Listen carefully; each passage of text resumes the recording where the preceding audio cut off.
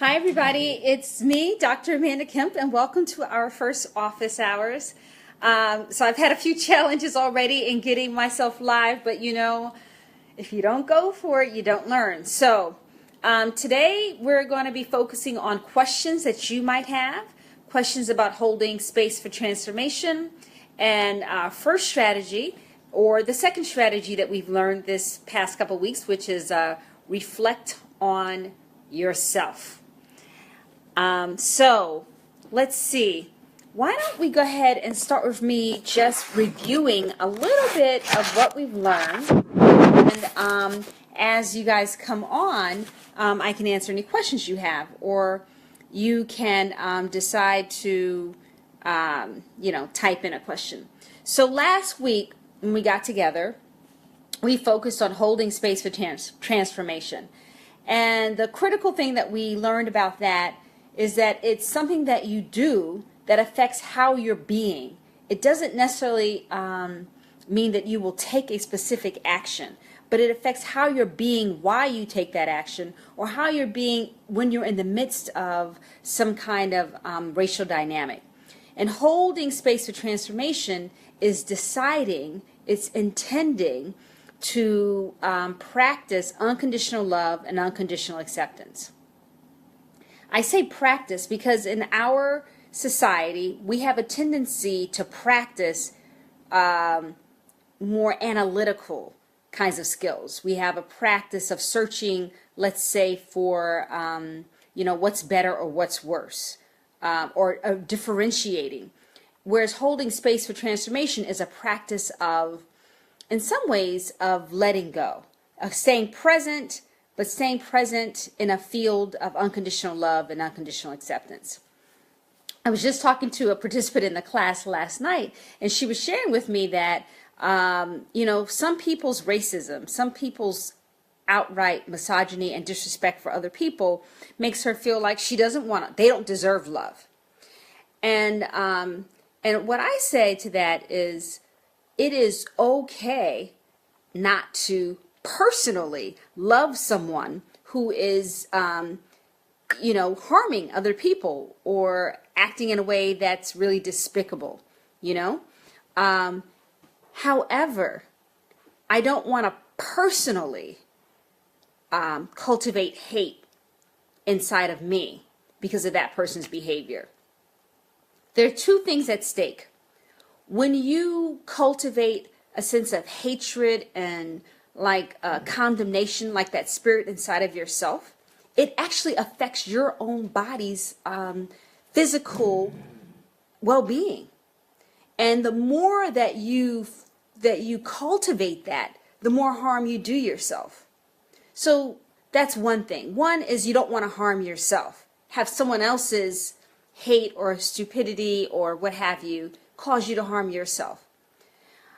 The second thing is if you are actually in a relationship with someone, you're holding space for someone in, let's say, your family, or someone who you serve with in your faith community, or someone else that you care about, and they have a perspective that they've grown up with, maybe they grew up saying kinds of derogatory comments and haven't really addressed that. Holding space for that person to transform is not necessarily saying, okay, you have a get out of jail free card and I will never talk to you about this issue. No, it's like, what is my being? What is my being? Where am I coming from as I talk to you about why that phrase or term is really disrespectful? It's a place that you're coming from. And then the last thing I'll say about it is this is a practice. So as you expand your capacity to hold space for transformation, to be a presence of unconditional love and unconditional acceptance for yourself, or for people that it's easy for you to love, like, it's easy for you to love maybe your dog, or maybe it's easy for you to love Barack Obama, or maybe you have a thing for whoever, Elizabeth Warren. It's easy. Start with the people that it's easy for you to love. And then you graduate to the people that are maybe you don't have any real positive feelings about, but they're not real hard for you. And then you might get to the people who, in your book, you would never want to share airspace with, or, you know, if they were to leave the planet, you would be extremely happy. So I'm suggesting it's a process, it's a practice, and you can start small and grow up into it. I'm suggesting that you have a self-interest in holding space for transformation because it physically affects your body. It makes your body actually relax. And in a state of relaxation, you'd be surprised how many new ideas, new ways of approaching things can come to you. It can help you to sleep better at night. And it's something you can practice even with people when you're not in a racial dynamic. So I'd be happy to answer more questions on that if you guys have any. But now I'm going to move on to the second strategy. And I was thinking about this last night. Reflect on yourself. So why do I have reflecting on yourself coming second when I call it racial justice from the heart? And after the H of hold space comes E, right?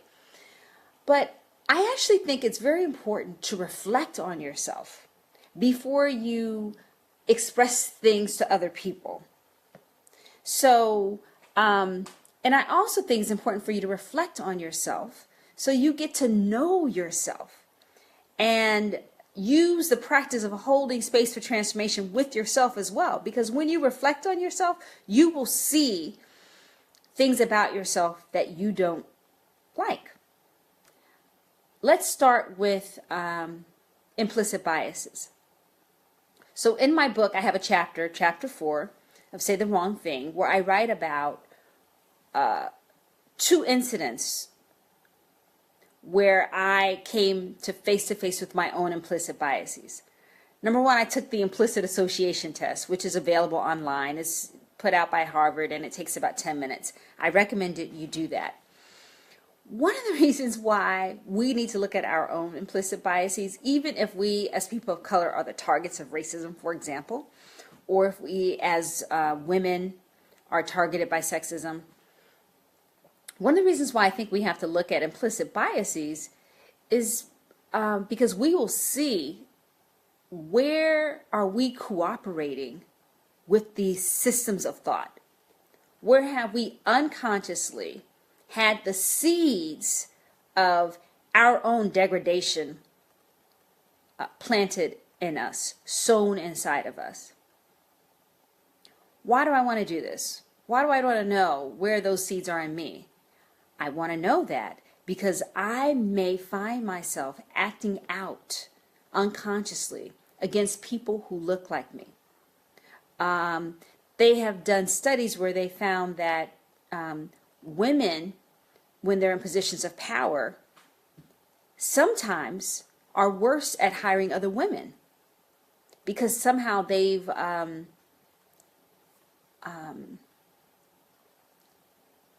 taken in, they've absorbed prejudices against women in certain fields.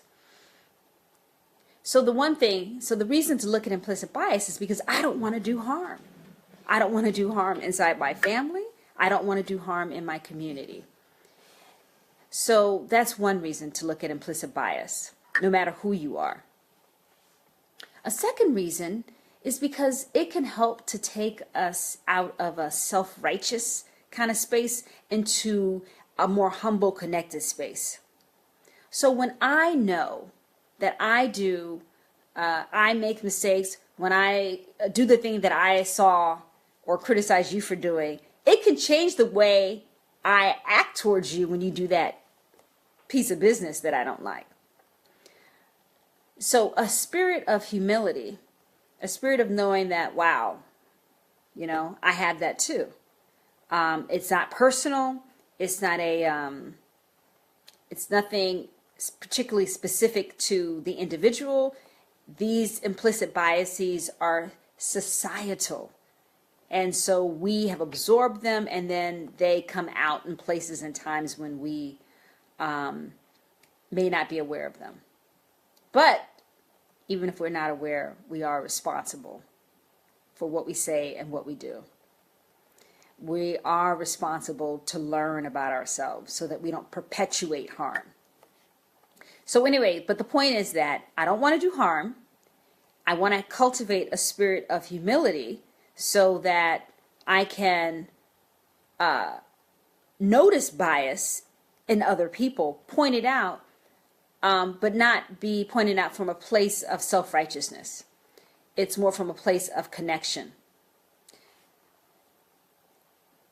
Now, I don't want you to take what I've just said and mean that you have to say things like, well, you know, I have implicit bias too, and I've noticed that you do. I'm not giving you a formula for what to say. What I'm saying is it's a coming from. So the way you're being will affect and should come through in whatever is authentic for you to say or write or perform in the moment.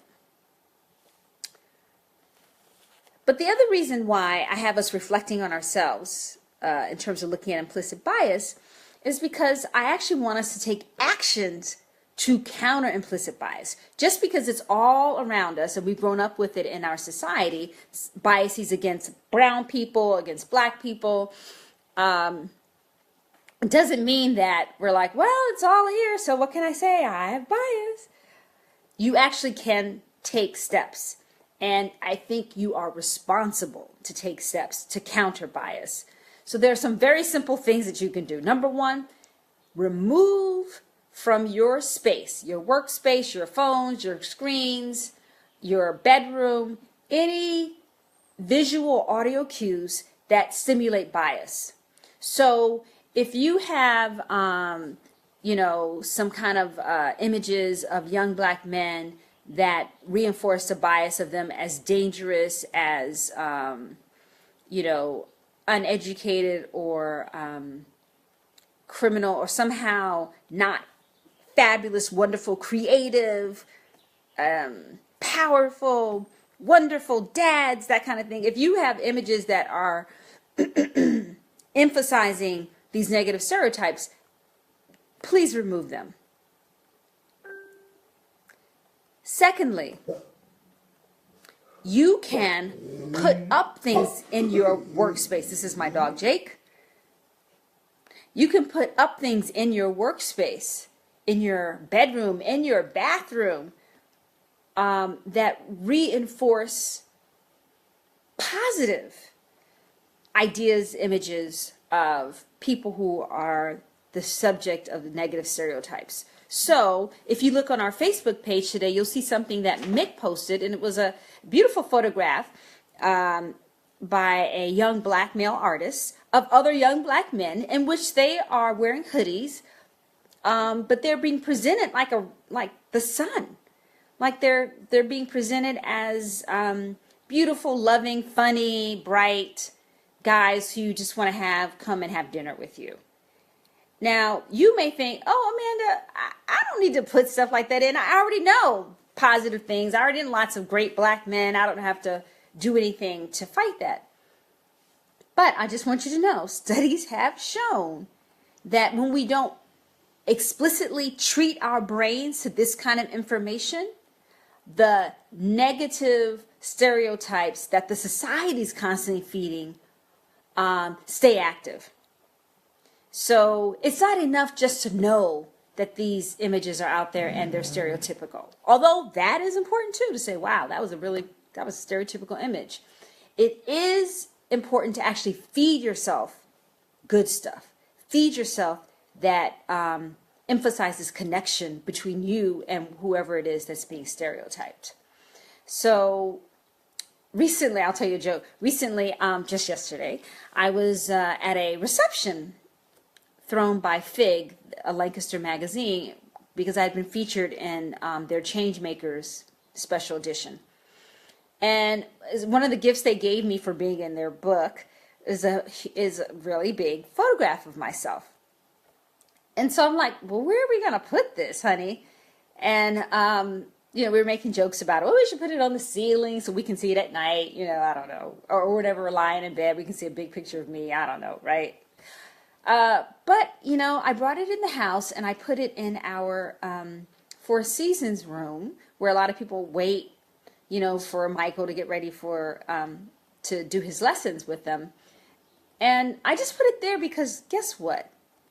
It's not about my ego. It's about seeing a beautiful, peaceful black woman with her dreadlocks meditating. That's what that photograph is. And people who come to our house need to see that. They need to have their stereotypes countered. And I need to have my stereotypes countered. So those are three things you can do. One is you can remove the cues from your space. Two is you can put up new stuff, whether it be musically, you know, audio, or visually. And a third is you can be conscious of when something is a stereotype, when it is stimulating a stereotype. You can pause, say to your brain, wow, that is a stereotype. You can say out loud to whomever you're with, wow, that's a stereotype. And, you know, I don't really like that. I recently had someone who I'm working with who had to deal with a stereotype that got promoted in a film that they were responsible for.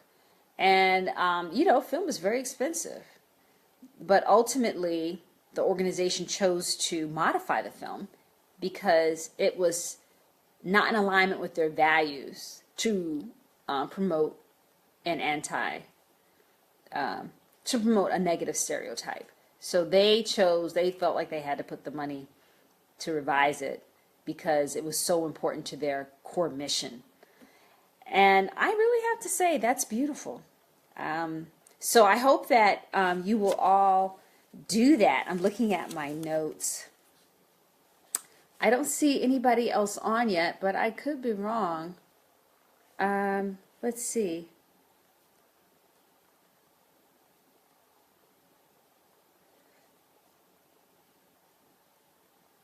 The last thing I just want to say, it has to do with journaling as a way to reflect on yourself. So let's say you remove some stereotypes, you notice some stereotypes, you say something out loud about them. I want you to take some time this week to just write about that, what that experience was like for you, to notice, to remove, to replace, what it felt like. One of the things that's easy for us to do, especially if we have like a background in academia, is to assume that we're brains. But I just want to reconnect you with the fact that you have a nervous system. I have a nervous system. And stimuli, information, stimulates our nervous system. And when we're tracking that nervous system, noticing what is causing the shoulders up, what is causing the cramp in the belly, what is causing the shortness of breath. When we are noticing that, then we can take an action to reassure our nervous system so we don't have to stay in fight or flight. So we can make another choice.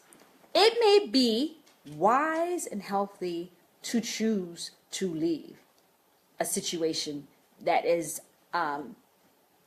undermining your nervous system's balance. And I am 100% in support of self-care. And sometimes it's just easy to just take a breath and recognize that, someone just said something or did something and you had a reaction, but your life is not in danger. Okay, so I'm going to do a quick check to see if anybody has been trying to get on, but perhaps has not been able to. I have all these devices here, so please forgive me as I try to keep you in line